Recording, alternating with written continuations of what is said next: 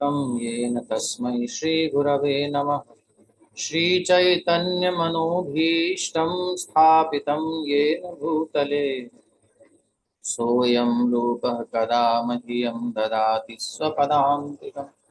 वन्देऽहं श्रीगुरो श्रीयुतपदकमलं श्रीगुरून् वैष्णवांश्च श्रीरूपं साग्रजातं सहगणरघुनाथान्वितं तं सजीवम् साद्वैतं सावधूतं परिजनसहितं कृष्णचैतन्यदेवं श्रीराधा कृष्णपादान् सहगणललिता श्रीविशाखान्विताश्च। हे कृष्ण करुणा सिंधो दीनबंधो जगतपते गोपेश गोपिका कांत राधा कांत नमोस्तुते तप्त कांचन गौरांगी राधे वृंदावनेश्वरी वृषभानुसुते देवी प्रणमामि हरिप्रिये। वाञ्छाकल्पतरुभ्यश्च कृपा सिन्धुभ्य एव च पतितानां पावनेभ्यो वैष्णवेभ्यो नमो नमः। जय श्री कृष्ण चैतन्य प्रभु नित्यानंद श्री अद्वैत गदाधर श्रीवासादि गौर भक्तवृंद। हरे कृष्ण कृष्ण कृष्ण हरे हरे, हरे राम राम राम हरे हरे। श्रीमद् भगवद गीता यथारूप की जय, श्री प्रभुपाद की जय। तो ब्रह्मार्पणं ब्रह्मभिर्ब्रह्माग्नौ ब्रह्मणाहुतं ब्रह्मैव तेन गन्तव्यं ब्रह्म कर्म समाधिना। श्लोक में हमने देखा, जब कोई गत संगस्य मुक्तस्य संग से आसक्ति से प्रकृति के आकर्षण से मुक्त होकर के कृष्ण के आकर्षण में पड़ करके और कृष्णार्थे खिल चेष्टा यज्ञार्थे खिल चेष्टा, यज्ञ वही विष्णु कृष्ण और यज्ञ एक मान करके कृष्ण की प्रसन्नता के लिए या ब्रह्म की प्रसन्नता के लिए, ब्रह्म की प्राप्ति के लिए, अपनी आहुति ब्रह्म में देने के लिए अपने आप को सेक्रीफाइस करता है, यज्ञ करता है, समर्पित करता है, तो कर्म समग्रम प्रविलीयते, उसके सारे कर्म ब्रह्म में लीन हो जाते हैं। पर ब्रह्मार्पणम, और उसमें जो जो भी उसका इंस्ट्रूमेंट होता है वो सारा ब्रह्म स्वरूप ही होता है, क्योंकि वो उसी चेतना से स्पर्श करता है। जो भी कुछ पकड़ता है, इस इदं कृष्णाय इदं नमः, इदं विष्णवे इदं नमः, इदं रामाय इदं नमः, इदं कृतवे इदं नमः, जो भी है भगवान के लिए अर्पित करता है। लेकिन कुछ लोग होते हैं, दैवमेवापरे यज्ञं योगिनः पर्युपासते ब्रह्माज्ञावपरे यज्ञं यज्ञेनैवोपजुह्वति।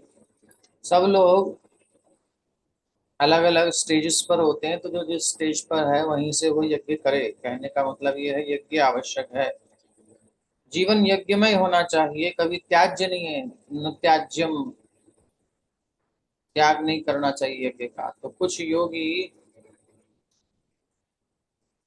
विभिन्न प्रकार के यज्ञों द्वारा देवताओं की भली भांति पूजा करते हैं और कुछ परब्रह्म रूपी अग्नि में आहुति डालते हैं। तो अब पीछे आपने पढ़ा था कि देवताओं का चक्र भगवान ने बनाया है, और पर्जन्यादन्न संभव ऐसे करते हुए भगवान ने बताया था ना, यज्ञ का चक्र बनाया भगवान ने। इस यज्ञात्मक चक्र का पालन करते हुए आप अपनी इंद्र तृप्ति कर सकते हो। तो एक भगवान ने सुविधा दी है। जो भगवान की शरण में नहीं आते वो इस प्रकार से भौतिक भोगों को भी सेक्रीफाइस के द्वारा स्वीकार करें, पीछे हमने पढ़ा, वही आगे चलते हैं। तो कुछ योगी विभिन्न प्रकार के यज्ञों द्वारा देवताओं की भली भांति पूजा करते हैं। जैसा कि पहले कहा जा चुका है, जो व्यक्ति कृष्ण भावना भावित होकर पहले कृष्ण की भावना से भावित हो गया, अब एक्शन कर रहा है, यानी ज्ञान उसके पास है, समझ में आ गया है, एक्शन से पहले इसका थिंकिंग प्रोसेस चेंज हो चुका है, कृष्ण भावना से भावित हो चुका है, अपना कर्म करने में अब लीन रहता है, वो पूरा योगी है। लेकिन ऐसे भी मनुष्य हैं जो देवताओं की पूजा करने के लिए यज्ञ करते हैं। कुछ परब्रह्म या परमेश्वर को, दो प्रकार के इन लोगों की बात यहाँ एक एक भाग में आगे श्लोक के दो भाग करें तो अर्धाली में ये, अर्धाली में वो, ध्यान से सुनते रहिए। इस तरह यज्ञ की अनेक कोटियां हैं जिसका वर्णन आगे मिलेगा। तो विभिन्न यज्ञकर्ताओं द्वारा संपन्न यज्ञ की ये कोटियां केवल बाह्य वर्गीकरण है, मतलब बाहर का आउटर फेस है ये। वस्तुतः यज्ञ कर्ताओं द्वारा यज्ञ की, वस्तुतः यज्ञ का अर्थ है भगवान विष्णु को प्रसन्न करना, और विष्णु को यज्ञ भी कहते हैं, यज्ञ वही विष्णु है। ये इनर फेस है, वो आउटर फेस है, ये इनर। तो उसकी आत्मा प्राण क्या है? भगवान विष्णु को प्रसन्न करना। थ्रू दिस, थ्रू दैट, इससे अलग चीज है। किसके माध्यम से करे, किस प्रोसेस से करे, पर्पज एक ही है। अपनी अपनी क्षमता से सब करते हैं। तो विभिन्न प्रकार के यज्ञों की अब दो श्रेणियां में रखा जा सकता है। एक तो है सांसारिक द्रव्यों के लिए यज्ञ, जिसे कहते हैं द्रव्य यज्ञ, और दिव्य ज्ञान के लिए यज्ञ, जिसे कहते हैं ज्ञान यज्ञ। तो जो कृष्ण भावना भावित हैं उनके लिए क्या है? उनकी सारी भौतिक संपदा भगवान को प्रसन्न करने के लिए होती है। लेकिन जो किसी क्षणिक भौतिक सुख की कामना करते हैं, वो इन इंद्र, सूर्य आदि देवताओं को प्रसन्न करने के लिए अपनी भौतिक संपदा की आहुति देते हैं। तो डिवोटीज को अलग करके अब ये वाला यज्ञ चल रहा है, ये देवताओं को प्रसन्न करके और आहुति देते हैं, और उनसे अपने अपने भोग पदार्थ प्राप्त करते हैं। जो पीछे आप सुन चुके हो कि भगवान ही एक्चुअली इस प्रोसेस बनाए हैं, उनको देने वाले ठाकुर जी ही हैं। बट ये इतने ज्ञानवान नहीं होते, इनको इतना नॉलेज नहीं होता इसलिए। लेकिन जहां है वहां से सेक्रीफाइस करें, इनडायरेक्टली पहुंचेगा तो वही सब है। तो इनका, इनकी चेतना धीरे धीरे शुद्ध हो जाएगी इस प्रकार यज्ञ करने से, और ये वहां पहुंचेंगे जहां होना चाहिए, मूल बिंदु तक, इनर फेस में पहुंच जाएंगे। तो किंतु अन्य लोग जो निर्विशेषवादी हैं, वो निराकार ब्रह्म में अपने स्वरूप को स्वाहा कर देते हैं, अर्थात वो अपना अपनी इंडिविजुअलिटी होम कर देते हैं, स्वाहा, लीन हो जाते हैं, सायुज्य प्राप्त कर लेना चाहते हैं, डर जाते हैं संसार के दुखों से, भग जाते हैं, कहते हैं मर जाए अच्छा है, आत्महत्या ही समझ लो, स्वाहा कर दिया। देवतागण ऐसी शक्तिमान जीवात्माएं जिन्हें ब्रह्मांड को ऊष्मा प्रदान करने, जल देने, प्रकाशित करने जैसे भौतिक कार्यों की देख रेख के लिए भगवान ने नियुक्त किया है। तो जो लोग भौतिक लाभ चाहते हैं वो वैदिक अनुष्ठानों के अनुसार देवताओं की पूजा करते हैं और उनसे अपने भोग प्राप्त करते हैं। दूसरी श्रेणी के लोग जो ब्रह्म बहुईश्वरवादी, इस प्रकार के लोग बहुईश्वरवादी कहलाते हैं। बहुत सारे बहु ईश्वर जिनके होते हैं, अलग अलग उनके उद्देश्य, अलग अलग देवताओं की उपासना करते हैं। लेकिन जो लोग परम सत्य के निर्गुण स्वरूप की पूजा करते हैं और देवताओं के स्वरूपों को अनित्य मानते हैं, वो क्या करते हैं? ब्रह्म की ब्रह्माग्नाव परे यज्ञम, वो ब्रह्म की अग्नि में, ब्रह्म को अग्नि मान करके और अपने को आहुति, अपने आप को आहुति मान करके उसमें डाल देते हैं, लीन कर देते हैं, और इस प्रकार ब्रह्म के अस्तित्व में अपने अस्तित्व को समाप्त कर देते हैं। ऐसे निर्विशेषवादी परमेश्वर की दिव्य प्रकृति को समझने के लिए क्या करते हैं? फिलोसॉफिकल अंडरस्टैंडिंग, दार्शनिक चिंतन में अपना समय लगाते हैं, वेदांत सूत्र आदि चिंतन करते रहते हैं, जीव ब्रह्म, ब्रह्म जीव एक, पर ये सब करते रहते हैं। और सकाम कर्मी भौतिक सुख के लिए अपनी भौतिक संपत्ति का यजन करते हैं। लेकिन निर्विशेषवादी पर ब्रह्म में लीन होने के लिए अपनी भौतिक उपाधियों का यजन करते हैं। तो निर्विशेषवादी के लिए यज्ञाग्नि क्या है? ब्रह्म यज्ञाग्नि है, जिसमें उसका आत्म स्वरूप में, उसका जो स्वरूप है वो विलय करना उसकी आहुति होगी, अपना सेक्रीफाइस कर देना। किंतु अर्जुन जैसा कृष्ण भावना भावित व्यक्ति कृष्ण को प्रसन्न करने के लिए जब सब कुछ समर्पित कर देता है, वो इस प्रकार के यज्ञ नहीं करता कि अपना स्वरूप ही स्वाहा कर दिया है। आप किसी को प्रसन्न करने के लिए अपना प्राण त्याग दो, अपने आप को समाप्त कर दो, और उसकी प्रसन्नता के लिए जीवन भर कुछ ना कुछ करते रहो। कौन सा बढ़िया है? किसी की, प्रसन्नता के लिए करते रहे प्रभु जी जीवन भर कुछ। हाँ, कुछ ना कुछ करते रहे, उसे बार बार प्रसन्नता होगी। एक बार मान लो तुमने अपने आप को मार ही दिया, खत्म कर दिया, एक बार प्रसन्नता करके खत्म बात, बाकी क्या हुआ? ऐसा करना चाहिए कि बार बार मुस्कुराएं। तो भक्त लोग बार बार देखते हैं श्याम सुंदर कैसे मुस्कुराएंगे, ग्वाल बाल सखा कुछ ना कुछ नौटंकी करते रहते हैं, देख कन्हैया वो क्या है, ऐसा करके कुछ कुछ हंसी ठट्ठा करते रहते हैं। कन्हैया कहते हैं अच्छा हंसते हैं भगवान, तो बार बार स्माइल देखना चाहते हैं भक्त। तो ये सेक्रीफाइस है, अपने आप को ऐसे ऐसे उपाय लग करना, ऐसे ऐसे अपने आप को मोल्ड करना। तो इस तरह ने सारी जो है, जो देवोपासक है उनकी सारी भौतिक संपत्ति के साथ साथ, वो ब्रह्मोपासक है उनकी भौतिक संपत्ति के साथ साथ स्वरूप भी भगवान के अर्पित हो जाता है। वो परम योगी है लेकिन उसका पृथक स्वरूप नष्ट नहीं होता। भक्त के लिए कह रहे हैं, अर्जुन जैसे भक्त अर्पित हो जाता है, ये क्या करता है, सेवा में लगा देता है। और एक अर्पित हो जाता है मतलब होम कर देता है, नष्ट कर देता है, स्वरूप खत्म। तो ऐसे गीता के इस उद्देश्य को लेकर के प्रवचन करने वाले भी कुछ आपको वर्ग मिलेंगे जब आप कहीं सुनने जाओगे। तो उनका टारगेट होता है कि भाई मुक्ति ज्ञान मोक्ष, यही है उनका टारगेट। बट हमने गीता की प्रारंभ में पढ़ा कि ये एक्चुअली हाईएस्ट टारगेट नहीं है, ठीक है, बट इससे हाईएस्ट नहीं है। यहाँ पर भगवान पूरी गीता सुनने के बाद अर्जुन भगवान से ऐसा कुछ नहीं कर रहे हैं, वो कह रहे हैं करिष्य वचनम तव, मैं आपकी आज्ञा का पालन करूंगा। ये परमानेंट उन्होंने अपने आप को समर्पित कर दिया, अर्पित कर दिया ना, सैक्रिफाइस कर दिया। ये परमानेंट सैक्रिफाइस है। और वो वाला क्या है, वो थोड़ी सी क्या कहें, बुद्धि की कमी कह सकते हैं, या कोई डर है जो अपने आप को एक बार में समाप्त कर दिया, खत्म, आत्महत्या। या ब्रह्म ब्रह्म हो गए, लीन हो गए, ऐसा कह देते हैं कुछ लोग, ठीक है, लेकिन भक्त की दृष्टि से वो आत्महत्या ही है। वहां वो जो है ना, श्याम सुंदर की रूप माधुरी को नहीं देखते, वो स्वयं ब्रह्म बन जाते हैं, अहम ब्रह्मास्मि। अब आस्वादन और आस्वादक आस्वाद्य कुछ बचता नहीं है, त्रिपुटी लीन हो जाती है, खत्म बात, कुछ नहीं बचा वहां, रस बस की चर्चा करना बेकार है। ब्रह्मविद ब्रह्मैव ब्रह्मविद ब्रह्मैव भवति, ब्रह्म हो जाता है। आगे और कौन कौन लोग हैं भाई, श्रोत्रादीन इंद्रियाण्यन्ये, क्लियर हो गया ना ये वाला श्लोक। श्रोत्रादीन दो ही प्रकार के लोग हैं, देवोपासक और ब्रह्मोपासक। और अब आता है 25वां श्लोक के बाद 26वां श्लोक। इसमें ब्रह्मचारियों की चर्चा की गई है, जो अपने मन को समाहित करते हैं। मन जब एकाग्र होता है, समाहित होता है, वो अग्नि के समान होता है, उसमें अपनी इंद्रियों की आहुति कर देते हैं। यानी विषयों को नहीं देते, इंद्रियों को, इंद्रियों को मन में समाहित कर देते हैं, मन के अनुसार चलाते हैं, कंट्रोल कर लेते हैं। श्रोत्रादीन इंद्रियाण्यन्ये संयमाग्निषु जुह्वति, शब्दादीन विषयान्यन्येन्द्रियाग्निषु जुह्वति। अच्छा, इसको थोड़ा सा ये समझिए कि कितना प्रैक्टिकल है ये।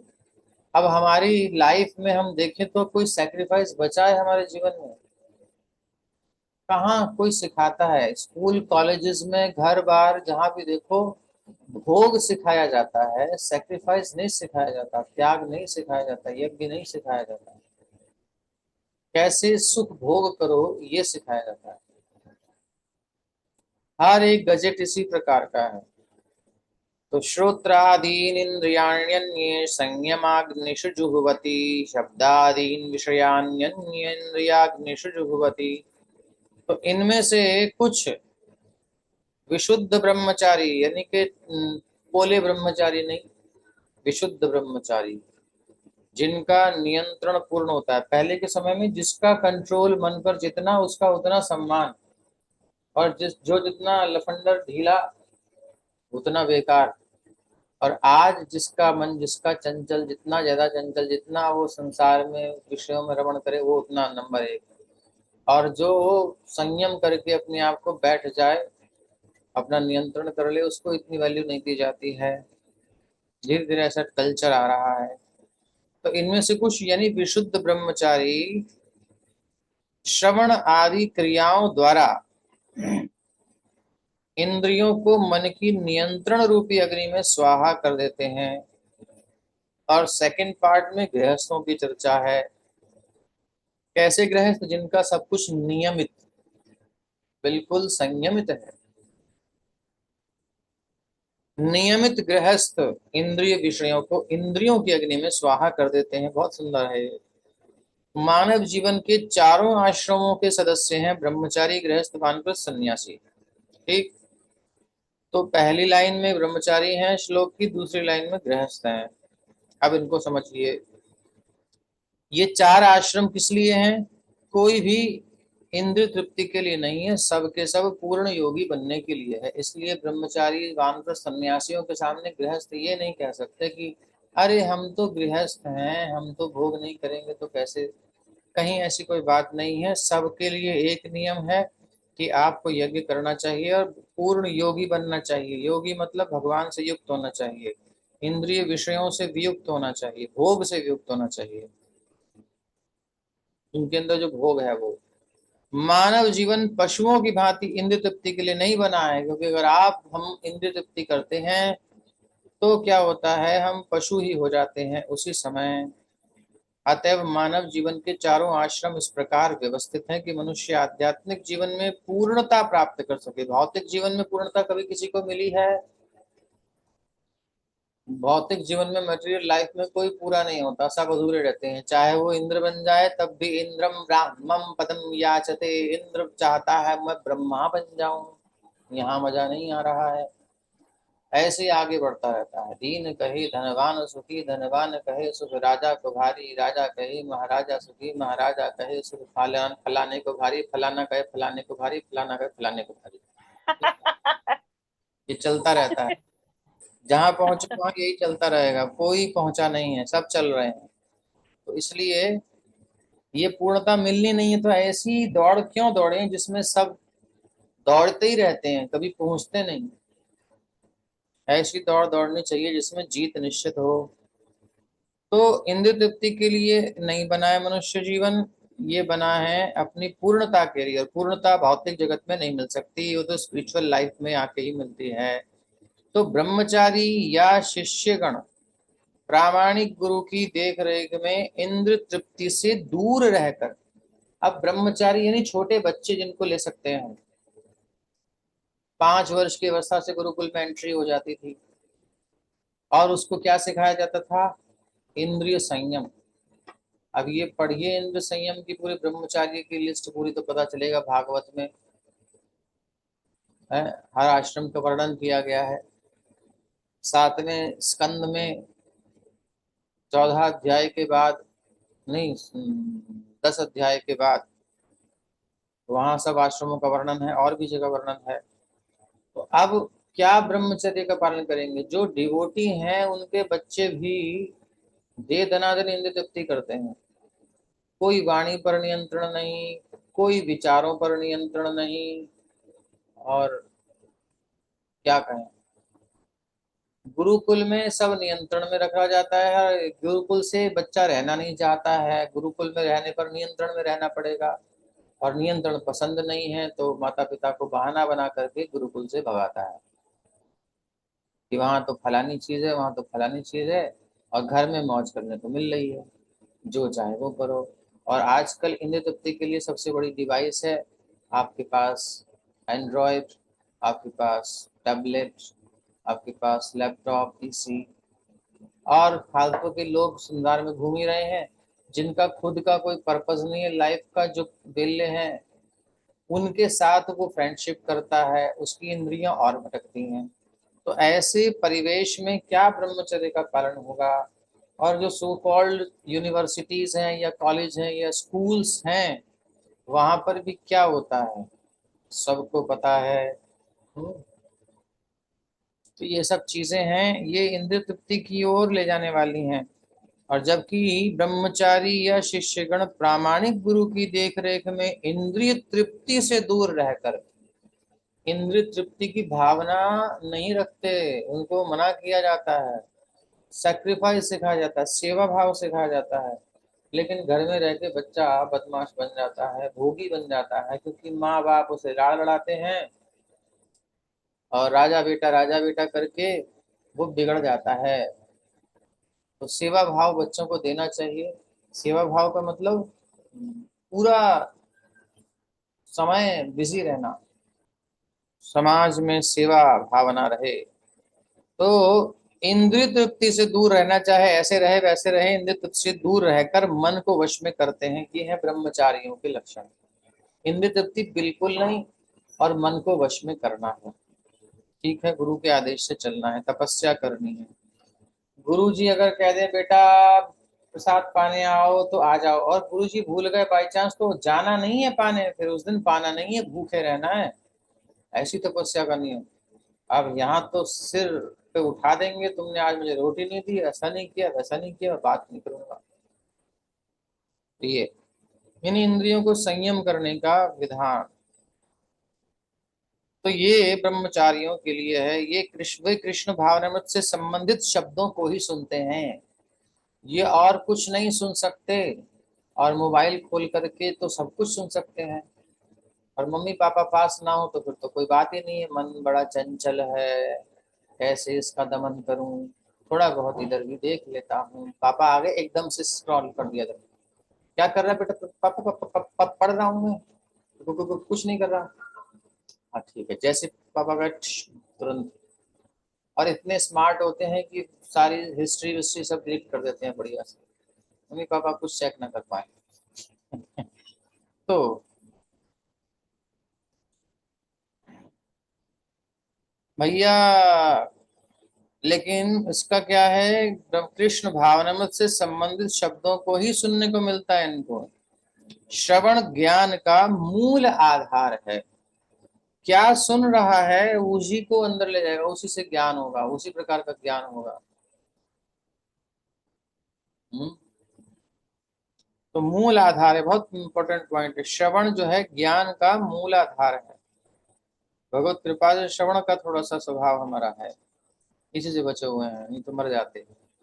अतः शुद्ध ब्रह्मचारी सदैव हरेर नामानुकीर्तनम, अर्थात भगवान के यश के कीर्तन और श्रवण में ही लगा रहता है। अब ये है फोकस करना। ये करके देखेंगे तो हिल जाएगा दिमाग।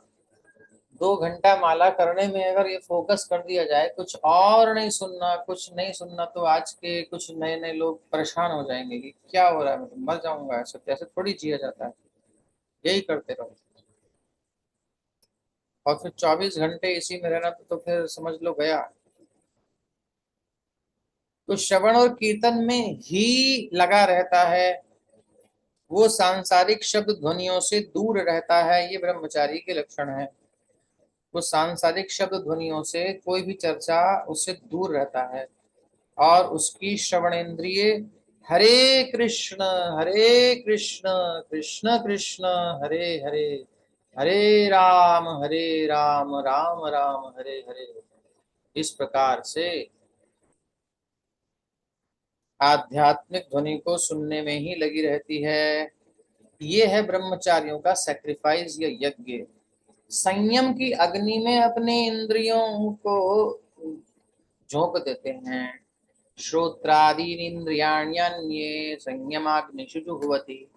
तो अगर हम ब्रह्मचर्य आश्रम में किसी को देखें या स्वयं को डालना चाहें, तो अपने सारी इंद्रियों को, मन को संयमित करते हुए कृष्ण भावना संबंधित क्रियाकलापों में लगाना है। 1 सेकंड को भी कहीं नहीं जाने देना, ऐसा टारगेट रखना है।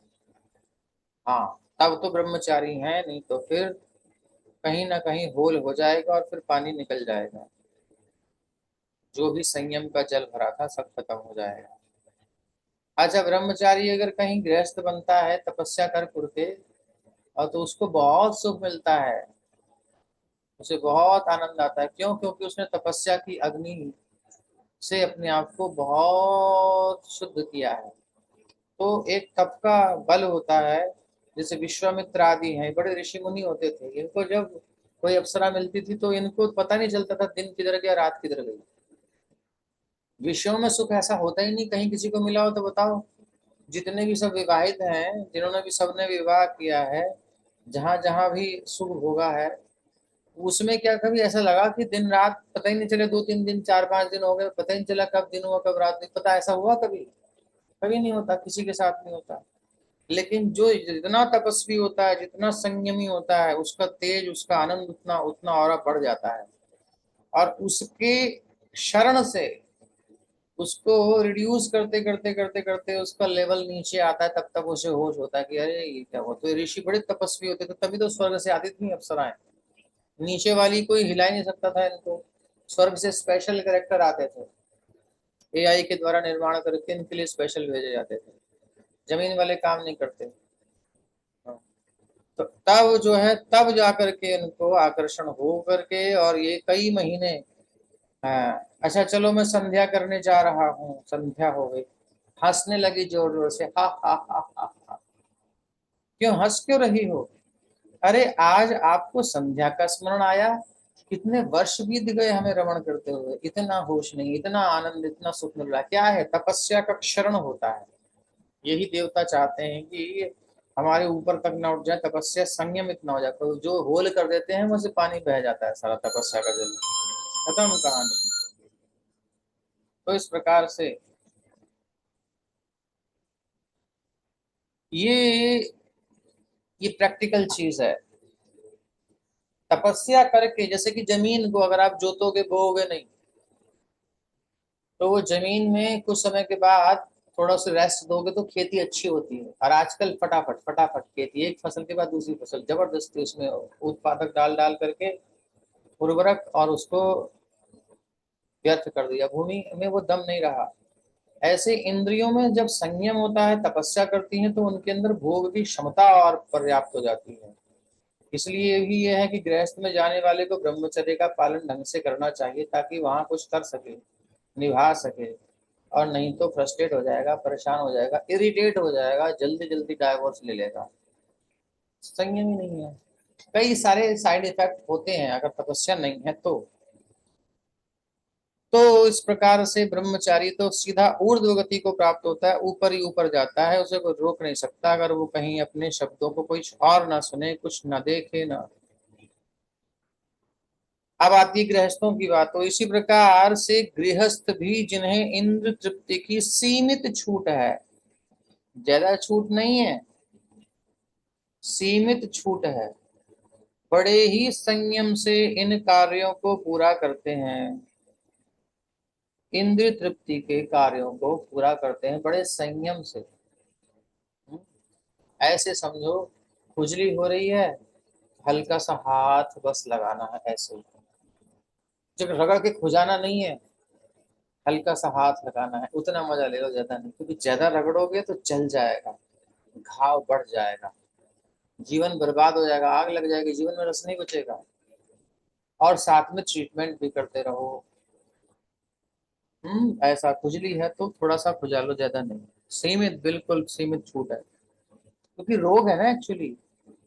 बड़े ही संयम से इन कार्यों को पूरा करते हैं, बड़े ध्यान से। यौन जीवन, मादक द्रव्य सेवन और मांसाहार मानव समाज की सामान्य प्रवृत्तियां हैं। सामान्य प्रवृत्तियां हैं, दुष्ट वृत्तियां हैं। किंतु संयमित गृहस्थ कभी भी यौन जीवन तथा अन्य इंद्र तृप्ति के कार्यों में अनकंट्रोल्ड नहीं होता, अनियंत्रित रूप से नहीं लगता। कौन नियंत्रित करता है? कैसे नियंत्रित करता है? मेरा जब मन करेगा तब करेंगे, तब नहीं करेगा, नहीं। शास्त्र नियंत्रित करता है, गुरुजन नियंत्रित करते हैं। उसकी इंद्रिय तृप्ति भी जो है सीसीटीवी कैमरे के निर्देशन में होती है। कुछ चोरी छुपे वाला हिसाब किताब नहीं है। क्योंकि गृहस्थ का प्रत्येक क्रिया यज्ञ है, पवित्र जीवन है गृहस्थ जीवन। भारतीय जो हमारी परंपरा है उसके अनुसार यहाँ पर धर्मा विरुद्धो भूतेषु कामोस्मि भरतर्षभ। भगवान कहते हैं मैं वो काम हूं जो धर्म से अविरुद्ध है, धर्म के अनुकूल है। उस काम को मैं सपोर्ट करता हूँ, उसमें कोई प्रॉब्लम नहीं है। तो गुरुजनों से प्रणाम करके, अनुमति लेकर के तब संतानोत्पत्ति रूपी यज्ञ करते हैं।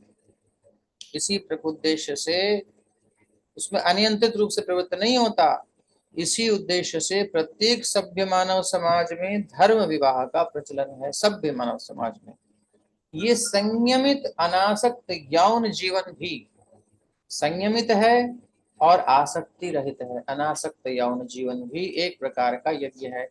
क्योंकि संयमित गृहस्थ उच्चतर दिव्य जीवन के लिए अपनी इंद्रिय तृप्ति की प्रवृत्ति की आहुति करता है, थोड़ा सा खुजा करके, और बाकी को सहता है।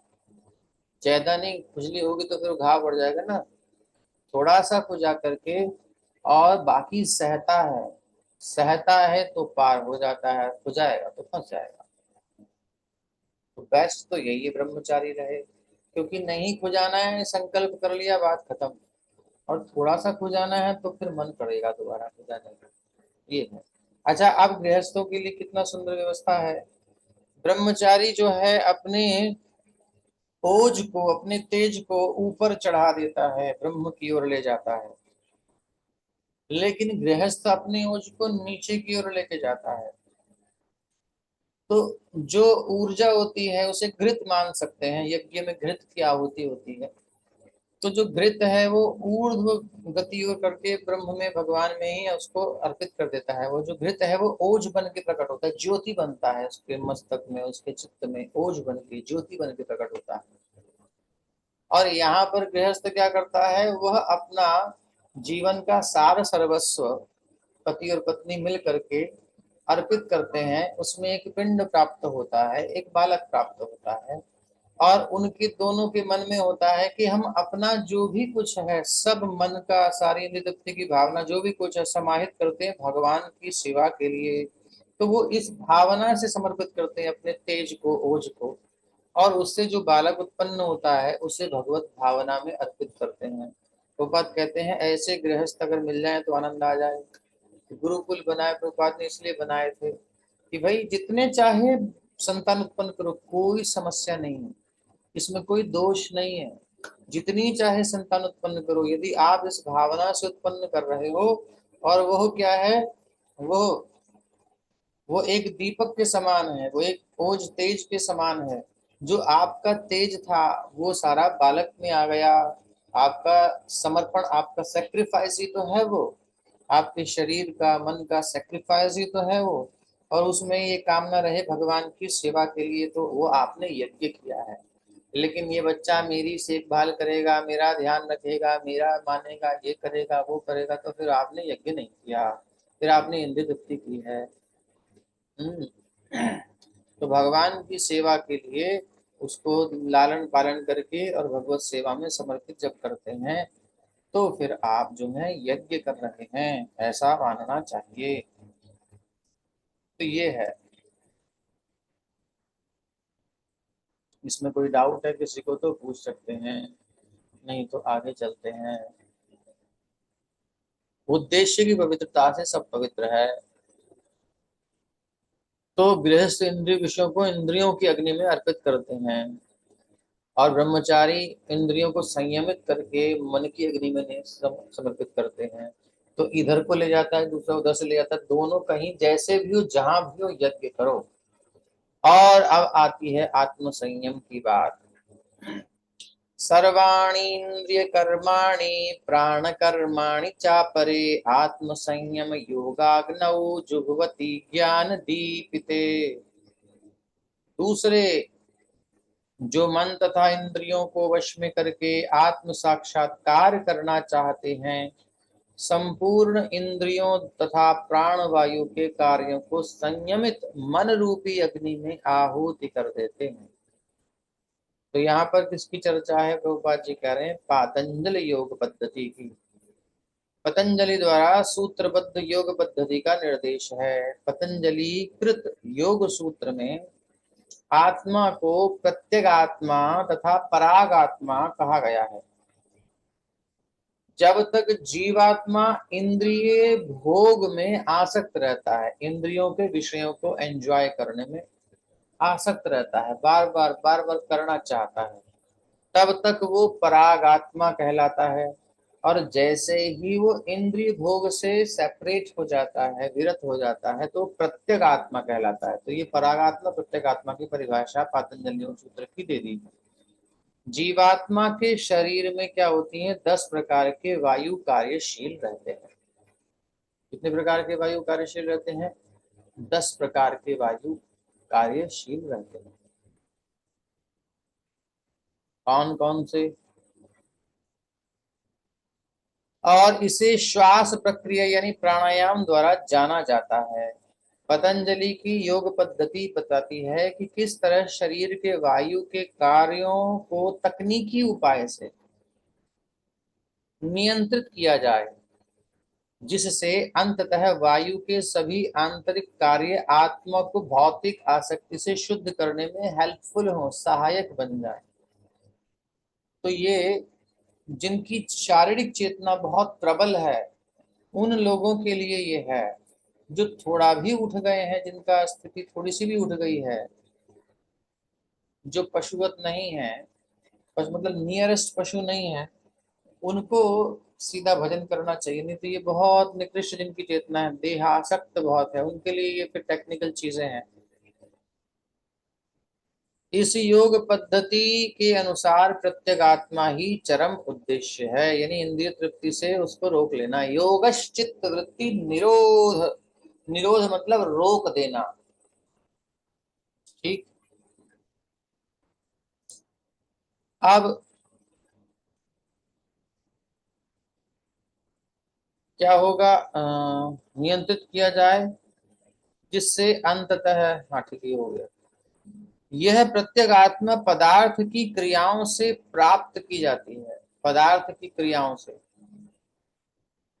इंद्रियां इंद्रिय विषयों के प्रतिक्रिया करती हैं। कैसे क्रियाओं से प्राप्त होती है? इंद्रियां इंद्रिय विषयों से क्रिया प्रतिक्रिया करती हैं। कैसे?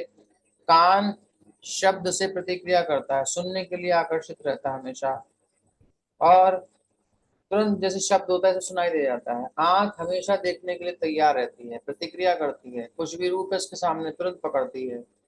नाक जैसी हल्की सी, अरे क्या है, क्या जल रहा है, क्या हो रहा है, आज तो बड़ा सुंदर सेंट लगाया हूँ, कहाँ से मिला, ऐसे चलते नाक तैयार रहती है हमेशा। जीभ तुरंत टेस्ट पता लगाता है, लगाती है। हाथ को कुछ भी यानी टच, कुछ भी टच होता है तुरंत उसे फील होता है, ठंडा है, गर्म है, कुल कोमल है, कठोर है। और ये सब इंद्रियां मिलकर क्या करती हैं? आत्मा से बाहर के कार्यों में लगी रहती हैं। परागात्मा, परागात्मा और प्रत्यगात्मा समझे? अब नहीं समझे? पर मतलब बाहर, दूसरे की तरफ, और प्रत्यग अपनी ओर वापस मोड़ लेना, अंतर्मुख कर लेना, बहिर्मुख से अंतर्मुख हो जाना, परागात्मा से प्रत्यगात्मा हो जाना। ये स्वभाव से परागात्मा इंद्रिय विषयों को पकड़ती हैं इंद्रियां, इनको प्रत्यगात्मा करना है, आत्मा को पकड़वाना है। तो अपान वायु आदि सब जितने भी वायुएं हैं इनका यूज किया जाता है इस योग की पद्धति में। ये ही कार्य जो है प्राण वायु के व्यापार हैं या क्रियाएं हैं। अब अपान वायु जाती है नीचे की ओर, जब आप वायु पास करते हो कुछ फालतू की होती है उसे निकाल देते हो, उसे कहते हैं अपान वायु। और व्यान वायु, वो जो प्रेशर देने वाली वायु है वो अपान वायु है। व्यान वायु से क्या होता है? संकोच होता है, प्रसार होता है। गर्दन आप जो गले में, ये हार्ट संकुचित होता है, फंसाता है, ऐसे कुछ संकोचन प्रसारण वाली जो क्रियाएं होती हैं, धक धक वाली जो भी कुछ है, समान वायु से संतुलन सारे शरीर में व्याप्त रहती है, संतुलन बना रहता है। बैलेंस तब बना पाते हो। ये वायु बिगड़ गई, बैलेंस नहीं, चक्कर आएंगे, कुछ होगा, दुनिया भर की चीज हो जाएंगी। अलग अलग साइंस है, अलग अलग पैथी है। और उदान वायु ऊपर की ओर जाती है। जब मनुष्य प्रबुद्ध हो जाता है तो वो इन सभी वायुओं को आत्म साक्षात्कार की खोज में लगाता है। तो यहाँ योगियों की जो चर्चा है, इंद्रिय और प्राण के कार्यों को, इंद्रियां जो विषयों की ओर जाती हैं नेचुरल, प्राण जो अपनी अपनी जगह पर एक्शन कर रहे हैं, उनको संयमित मन को समर्पित करते हैं, मन को संयमित करके समर्पित करते हैं, जिसे अग्नि के रूप में ग्रहण किया जा रहा है। संयमित मन, अग्नि। मन के द्वारा इंद्रिय और प्राणों की प्रवृत्ति को नष्ट करने का प्रयास करते हैं। मन पर योग चित्त वृत्ति निरोध, चित्त वृत्ति को संयमित कर लेते हैं। और उससे क्या होता है? इंद्रिय और प्राणों की प्रवृत्ति जो उनकी टेंडेंसी है गलत वाली, वो नष्ट हो जाती है। श्रोत्र यानी कान, आंख, नाक, ये जितनी भी इंद्रियां हैं इनका कार्य है शब्द स्पर्श रूप रस गंध को ग्रहण करना, ये ठीक है, और इनको रोक देना, ये होगा योग चित्त वृत्ति निरोध। और प्राण के क्या काम है? इंद्रिय और प्राण दो चीजें हैं ना। प्राण के काम है बाहर जाना, प्राण निकल जाते हैं ना बाहर, उनको संयमित करना। अपान, अपान का मतलब नीचे की तरफ जाना। ज्ञान का मतलब बिना रोक टोक के पूरे शरीर में व्याप्त होना। और समान का मतलब है जो वात पित्त और कफ को समान रखता है, समन्वित रखता है, और भोजन को पचाना है। उदान का कार्य है ऊपर की ओर जाना, बाहर आ गया। अपान नीचे की ओर लगा देता है, ऐसे। प्रैक्टिकल दिखा दिया और कुछ नहीं। ठीक है जी। अब ये है, अब करते क्या है जी, इसमें कुंभक, रेचक आदि आदि इन सब योग के द्वारा जो है अपने इंद्रियों और प्राणों को संयमित करके मन को समाहित कर लेते हैं। सर्वाणी इंद्रिया। तो यहाँ पर कहते हैं कि ध्यान निष्ठ योगी श्रोत्रादि, ये हमारे हमने वहां से लिया बलदेव विद्याभूषण जी से अभी। ध्यान निष्ठ योगी श्रोत्रादि ज्ञानेन्द्रियों के श्रवण दर्शन आदि कर्मों को एवं वाणी हाथ आदि कर्मेंद्रियों के वचन वस्तु ग्रहण, वही सब चीज है। तो अलग अलग वायुओं का वर्णन है, कुल मिलाकर के ये योगियों को ज्यादा पता होता है, हम लोग को समझ में नहीं आएगा। ये विषय ज्ञान से जो प्रचलित होती है, तो इस प्रकार जो है अलग अलग वायु, 10 वायु और इंद्रियों विषयों में उनकी प्रवृत्ति, इन सबको संयमित करते हैं। तो ध्येय विषयक ज्ञान से जो प्रज्वलित रहती है, ऐसी आत्म संयम रूप योगाग्नि में, अर्थात आत्मा में जो संयम यानी ध्यान की एकाग्रता है, निरोध है, रोक देना है, उसी को योग कहा गया है।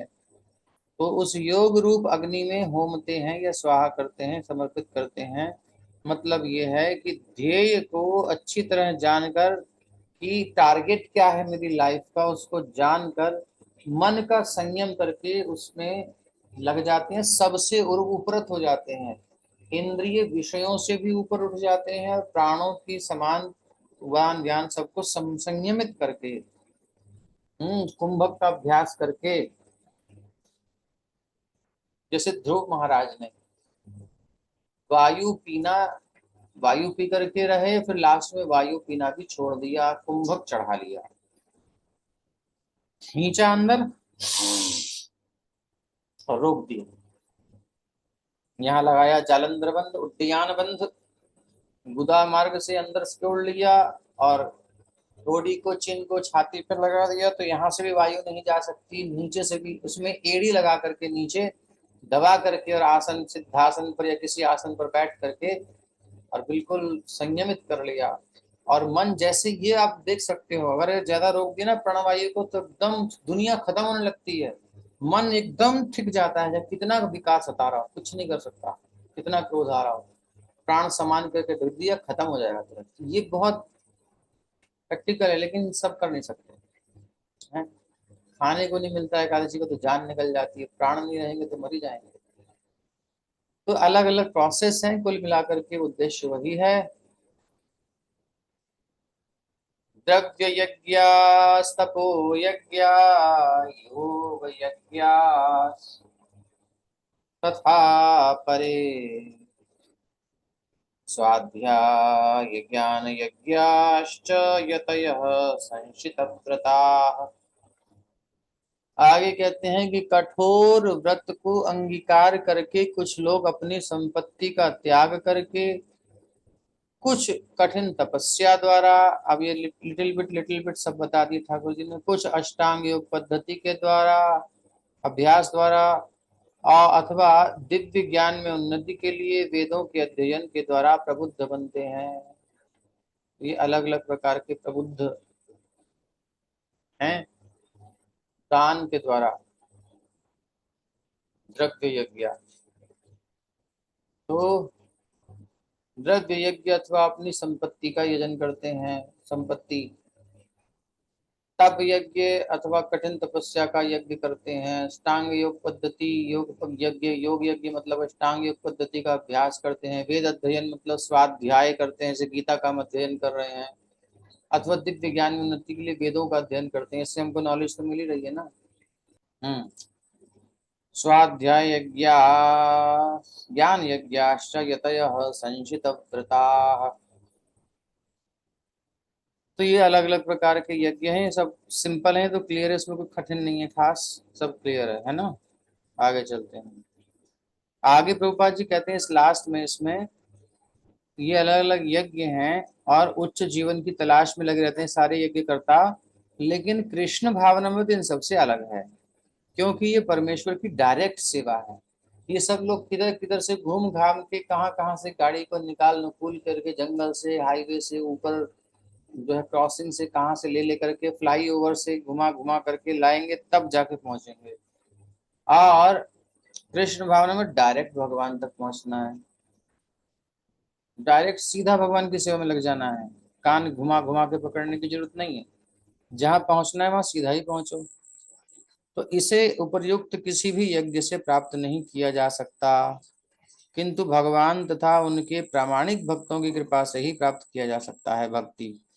तो ये सब ला ला करके छोड़ देते हैं एक जगह पर, वहां पर जो है भक्तों की कृपा होती है, तब उसे भक्ति मिलती है। जिसने जो किया हो, जब तक भक्तों की कृपा नहीं होगी वो आगे नहीं जा सकता। इसलिए वो उसी डंडे पे अटका रहता है, तप के डंडे, योग के, ज्ञान के, किसी भी अध्ययन के। लेकिन जब भक्त का सब मिलता है तो वो आगे पुश करता है उसको। इसलिए कृष्ण भावनामृत दिव्य है। आगे वर्णन करते हैं कि अपाने जुहवती प्राणम, प्राणे पानम तथा परे, प्राणापान गति रुद्ध्वा प्राणायाम परायणा, अपरे नियताहारा प्राणान प्राणेषु जुहवती। अब अन्य लोग भी हैं जो समाधि में रहने के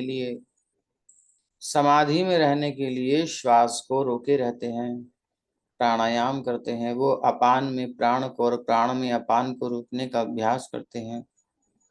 प्राण और अपान,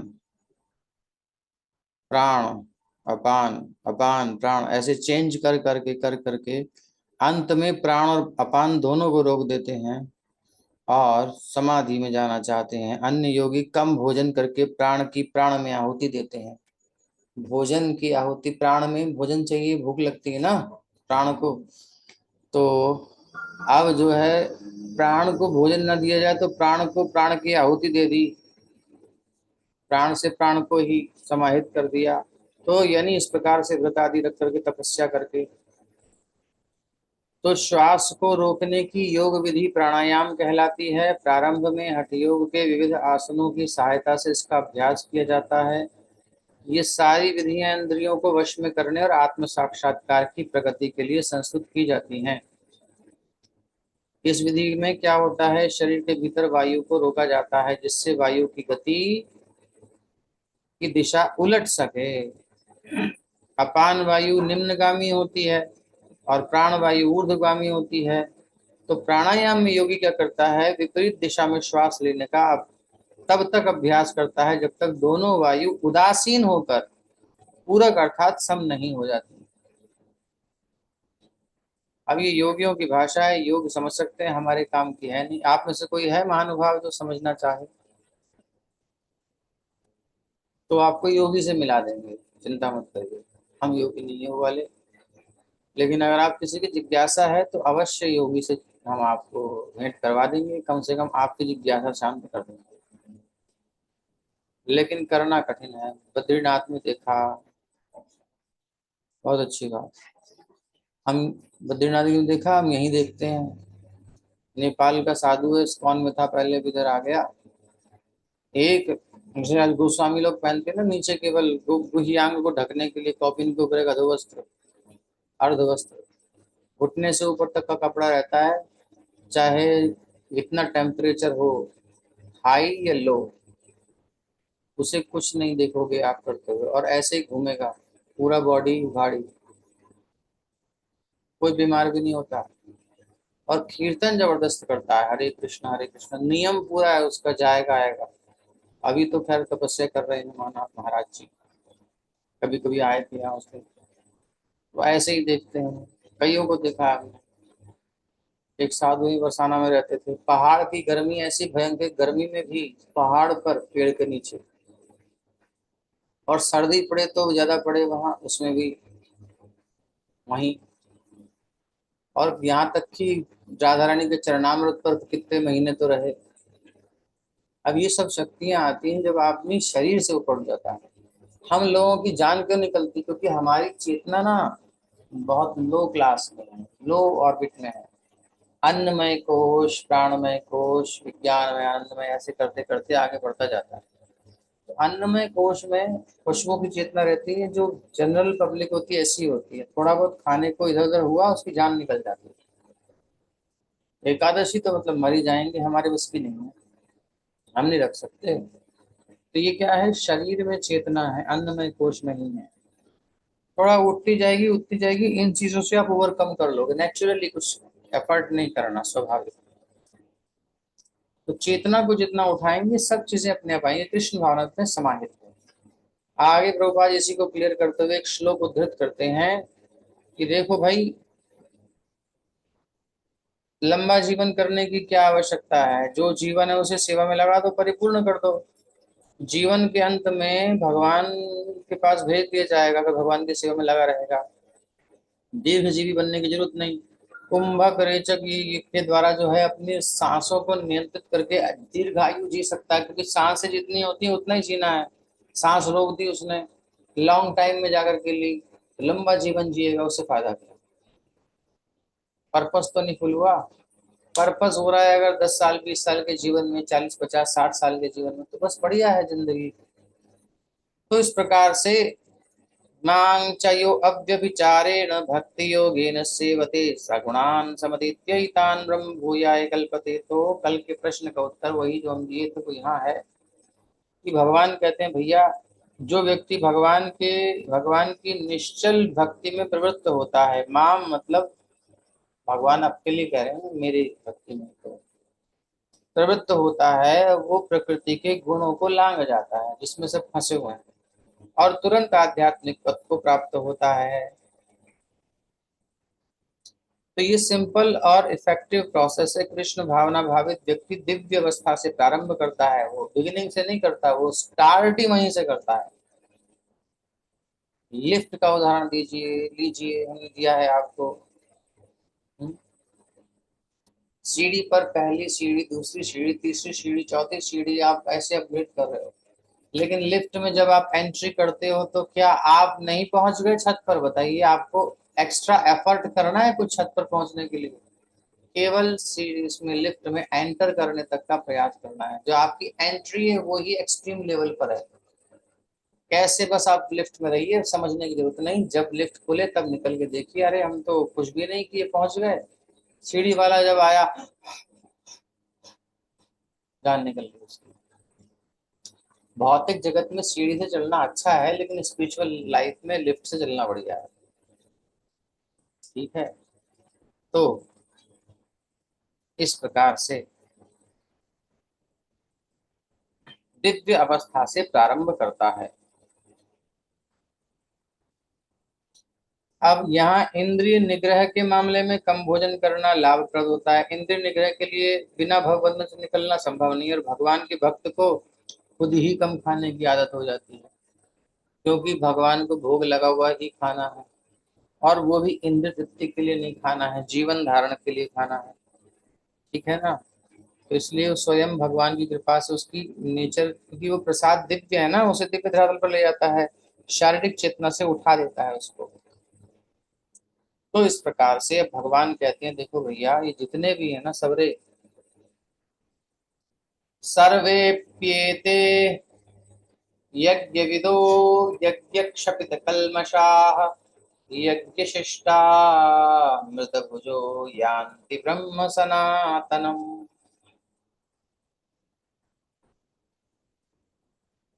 कहते हैं कि ये सभी यज्ञ करने वाले यज्ञों का अर्थ जानने के कारण, अर्थ नहीं जानते तो उससे लाभ नहीं मिलेगा। आपको पता ही नहीं क्यों करना है। टायर में हवा भरने के लिए किसने लगा दिया, और आप हवा भरे जा रहे हो, क्यों भरनी है, किस लिए भरनी है पता ही नहीं, कितनी भरनी है पता ही नहीं, भरे जा रहे हो, टायर फट जाएगा, पर्पस खत्म हो जाएगा।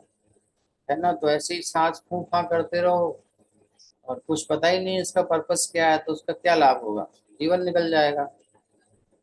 तो ये सभी यज्ञ करने वाले यज्ञों का अर्थ जानने के कारण, अर्थ क्या है इसका, उद्देश्य क्या है, लक्ष्य क्या है, पर्पस क्या है, पाप कर्मों से मुक्त हो जाते हैं, और यज्ञों के फल रूपी अमृत को चखकर परम दिव्य आकाश की ओर बढ़ते जाते हैं।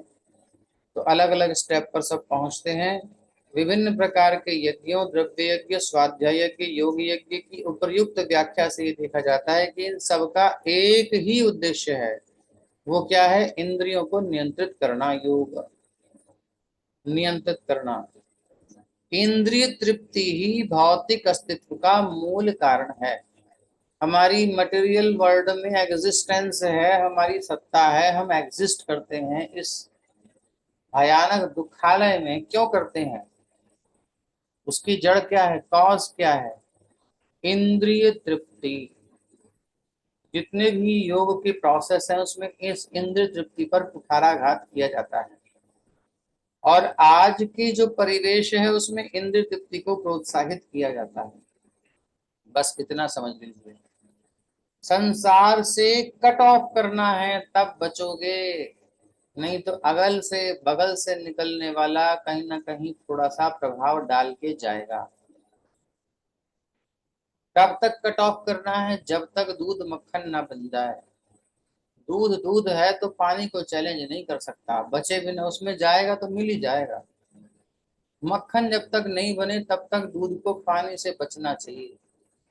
जब दूध का दही जमे, दीक्षा आदि के द्वारा मन स्थिर हो जाए, फिर भजन करे, यानी मंथन हो, जीवन में मंथन हो, और उसके बाद घृत यानी मक्खन ऊपर आ जाए, छाछ नीचे रह गई, अब उस मक्खन को निकाल करके पानी में डाल दो, चैलेंज कर दो कि मिला ले, नहीं मिलेगा।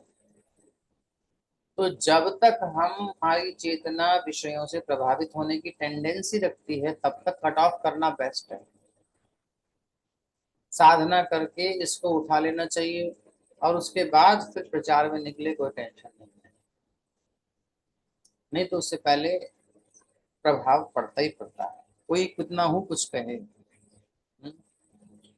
पड़ता है प्रभाव। जिसका चित्त थोड़ा भी, जिसने सर्विलांस कैमरा अपने ऊपर लगा रखा है खुद के पीछे, वो देखेगा कि मेरे मन की गति इस जोन में जाते ही कुछ कुछ इसमें होने लगा है, हलचल, कंपास हिलने लगा है, कुछ होने लगा, सुई इधर उधर जाने लगी है। इस जोन में जाते हैं तो इस प्रकार की कंपास की सुई हिलती है, माइंड के कंपास की। समझ रहे हैं बात को? ये अनुभव कर सकते हैं। इसलिए अगर हम वीक हैं तो उस एरिया से अलग रहना चाहिए। लेकिन ये तब समझ में आता है जब हम उससे अलग होते हैं। जब हम उसमें होते हैं तो समझ में नहीं आता था, हम कहेंगे क्या कह रहे हैं, समझ में तो कुछ आ नहीं रहा, क्योंकि हम ऑलरेडी चक्कर गिन्नी बने हुए हैं। उसकी सुई स्थिर है ही नहीं, घूमी जा रही है, इतना तेज प्रभाव है, तो नहीं समझ में आएगा। तो लेकिन बात याद रखिए, इंद्रिय तृप्ति ही भौतिक अस्तित्व का मूल कारण है। यदि हम इस शरीर में हैं, संसार में हैं, इसका कारण है इंद्रिय तृप्ति की भावना। अतः जब तक इंद्रिय तृप्ति से भिन्न धरातल पर स्थित न हुआ जाए तब तक सच्चिदानंद के नित्य धरातल तक उठ पाना संभव नहीं है। ये कोटेशन है जो कल आपको मिलेगा बनकर। ये धरातल नित्य आकाश या ब्रह्म आकाश में है। कहाँ है धरातल? जिस तक उठना है वो नित्य आकाश या ब्रह्म आकाश में है। तो उपर्युक्त सारे यज्ञों से संसार के पाप कर्मों से विमल हुआ जा सकता है। पाप कर्म क्या? इंद्रिय तृप्ति करने की भावना। इससे बड़ा पाप कोई नहीं है। जो सुख लेते हैं हम ना, यही तो पाप है जो बांधता है। बंधन इसी से तो होता है। इससे विमल हुआ जा सकता है। जीवन में इस प्रगति से मनुष्य न केवल सुखी और ऐश्वर्यवान बनता है, अपितु अंत में वो निराकार ब्रह्म के साथ तादात्म्य के द्वारा, अगर उसकी इच्छा है, यह श्री भगवान कृष्ण की संगति प्राप्त करके भगवान के शाश्वत धाम को प्राप्त करता है। यान्ति ब्रह्म सनातनम। अब जो निराकारवादी हैं वो निराकार सत्ता को मानते हैं, ब्रह्म की ज्योति तक ही पहुंचे उनकी, तो कहते हैं ब्रह्म सनातनम, सनातन ब्रह्म में लीन हो जाता। ठीक है, आप वहीं जाइए। लेकिन डिवोटी की पहुंच आगे होती है, उसका सोर्स कनेक्शन होता है, उसके अंदर के लोगों से जान पहचान होती है डिवोटी से, तो वो जानता है अंदर बहुत बड़ा व्यवस्था है। तो वो कहता है यान्ति ब्रह्म मतलब कृष्णम सनातनम, आनंदो ब्रह्म ब्रह्मेति व्यजानात्। वो आनंद कंद के पास पहुंचता है। सत से सेटिस्फाइड नहीं होता, लेकिन जो भी है आगे तो बढ़ता ही है। आगे भगवान कहते हैं नायम लोकोस्ते यज्ञस्य कुतोन्य कुरु सत्तमः। हे कुरुश्रेष्ठ, जब यज्ञ के बिना मनुष्य इस लोक में या इस जीवन में ही सुख पूर्वक नहीं रह सकता बिना सैक्रिफाइस के, तो फिर अगले जन्म में कैसे रह सकेगा। ये आप देखिए पुराने समय के हमारे जो संयमित माता पिता बुजुर्ग जन होते थे उनकी लाइफ में देखो, और आज के छोरा छोरी जो संयमित जीवन नहीं जीने की ट्रेनिंग लेके जी रहे हैं उनकी लाइफ में देखो, अंतर है कि नहीं। ये अभी आप देख सकते हो, आने वाली जनरेशन को पता नहीं चलेगा, क्योंकि वो उनको पिछले पुरखों का देखा ही नहीं उन्होंने। हम लोग ने दोनों देख रहे हैं, पिछला भी देखा हमने बड़ों बूढ़ों को, अब आगे भी देख रहे हैं इनकी क्या हालत हो रही है। इसलिए आप तो समझ ही लो आगे का क्या होगा पता नहीं। अगले जन्म में कैसे सुखी रह पाएगा जब इस जन्म में नहीं रह सकता। तो प्रभुपाद जी कह रहे हैं कि देखो सारी इंद्र तृप्ति आपको हर जन्म में मिलती है, हर जगह आकर्षण होता है। चिड़ा बन के चिड़ैया मिलती है, चिड़ैया को चिड़ा मिला। गधा बने गधैया मिल गई, गधैया को गधा मिला है। अब सारे उदाहरण आप में नाम लेने की जरूरत नहीं है, पूरी सृष्टि भरी पड़ी है, सब मिल गए, जोड़े सब बन गए। लेकिन ये क्या है, ये इस शरीर में ही आसक्ति का कारण है संसार में। इंद्र तृप्ति निकलने के लिए दरवाजा खुला है मनुष्य शरीर। You can heal your life. आप अपने जीवन को सजा संवार सकते हो। कैसे? ये पावर भगवान ने मनुष्य को दी है कि वो अपनी इंद्रियों को संयमित करके कृष्ण की ओर ले जाए। गीता भगवान ने मनुष्य के लिए दी है कि उसका ज्ञान लेकर के ये जो द्वार खुला है ना, मनुष्य जीवन ही वो द्वार है खुला हुआ, जिससे होकर वो बंधन से बाहर निकला जा सकता है, इस बंधन से। ठीक है, इसलिए वेद हमें धर्म अर्थ काम मोक्ष का मार्ग दिखलाकर बाहर निकलने का अवसर प्रदान करते हैं। ये प्रोसेस है। एक अंधा व्यक्ति किसी जो है खंडहर में ऐसे कहीं फंस गया, दरवाजे से घुसा अंदर, लेकिन वो पूरा किला था, किले में कोई दरवाजा ही ना था, सब बंद थे, एक ही खुला था। अब अंधा घुस गया अंदर, कभी टटोए टटोते जाए उधर जाए, टकराए से इधर, टकराए से इधर, टकराए से। उसका दिमाग घूमा, क्या करूं क्या करूं। बेचारे ने दिमाग लगाया कि ये दरवाजे से घुसा हूं मैं, कहीं तो फंस गया हूँ, उसी दरवाजे से निकलना पड़ेगा। पूरा दिन निकल गया, मैं मर जाऊंगा भूखा प्यासा, यहाँ तो कुछ दिन भी नहीं रहा। तो अब उसने दीवार के सहारे सहारे सहारे सहारे सहारे चलते चलते चलते चलते आधी रात हो गई। आधी रात हुई तो कुछ जो वहां पे कुछ ऐसा वैसा वातावरण था पुराना बना हुआ था सब, उसे खुजली आ गई। और वो खुजाते खुजाते जो दरवाजा जिससे घुसा था वो उसको टटोना भूल गया, और खुजली में वो दरवाजा भी निकल गया, फिर से लगा दीवार में टटोने टटोने। तो ऐसे ही 84 लाख प्रकार की योनियों में जितने दरवाजे हैं वो सब बंद हैं, लेकिन एक दरवाजा खुला मिला, खुला बिल्कुल, मनुष्य शरीर। और इसमें हमें खुजली चलती है विषयों की बड़ी तेज। बोले यार ये तो थोड़ा सा खा ही लेते हैं, तो थोड़ा भोग ही लेते हैं, थोड़ा तो चलता है ना प्रभु जी, इतना थोड़ी होता है। बिल्कुल रोक दें, पर उतने में ही टाइम मन उसमें चला गया तो कृष्ण भावना का अधिकार खत्म, निकल जाएगी लाइफ ऐसे ही। लास्ट टाइम में अगर आ गया कहीं याद कुछ इधर उधर का, तो गए काम से। हम क्या होगा पता नहीं भगवान जाने। तो प्रभुपाद जी कह रहे हैं देखो इस मनुष्य जीवन रूपी खुले द्वार को व्यर्थ मत करो, दरवाजा खुला है, सब जल्दी से भागो। ठीक है, तो जल्दी से अपने आप को, सामान लेके जाने की जरूरत नहीं है, सब छोड़ के भागो। ठीक, दरवाजा कब बंद हो जाए पता नहीं। हरे कृष्ण कृष्ण कृष्ण हरे हरे, हरे राम राम राम हरे हरे। श्रीमद् भगवद गीता यथारूप की जय, श्री प्रभुपाद की जय।